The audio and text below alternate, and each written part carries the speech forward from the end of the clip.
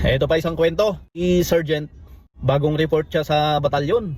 Si ano man siya, galing schooling. Duty siya ngayon ng gabi. Mga ano na yun, 6 to 8 na duty.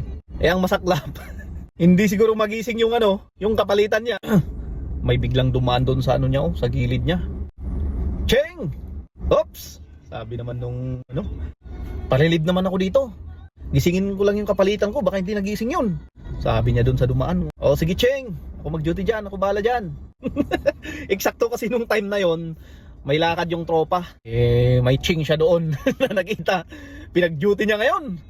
Ngayon, salamat Cheng. Balik lang ako, puntahan ko lang yung kapalitan ko, sabi niya. Sige Cheng, okay lang Cheng. Mga isang oras siguro, nagising niya yung kapalitan niya. Eh ano man, tulog kay pagod. Pinalitan niya ngayon. Junior man niya yung kapalitan niya sana. Pinunta ng junior niya yung ano, pinatambay niya muna doon sa post. Grabing gulat ng junior niya. Yung naka-duty doon, istri nila. Major.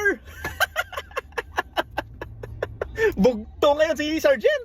Kinaumagahan, hindi pa man nalaman nung Sergeant na Major yung pina-duty niya.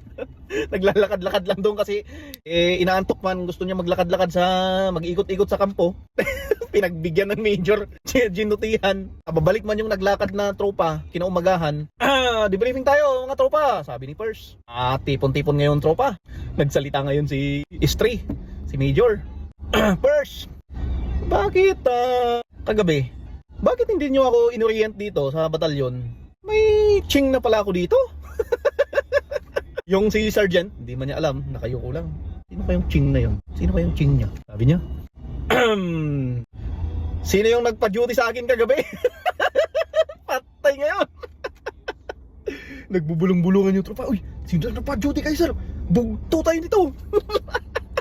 Kung sino pang di amin dyan, ako pupuntayan sa kanya, sabi ni Major. Taas ng kami si Sergeant. Sir, ako sir. Report ka sa akin mamaya, Gent ha. Maglaba ka lang naman ng 1 linggo.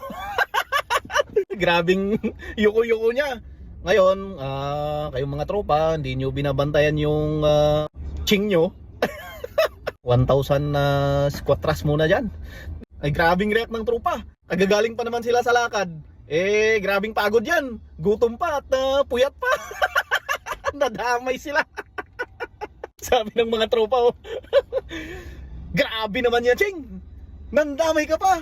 Naiwan ka na nga lang sa batalyon, nandamay ka pa. Kawawa naman yung tropa. Naiwan na nga lang sa batalyon, nandamay pa.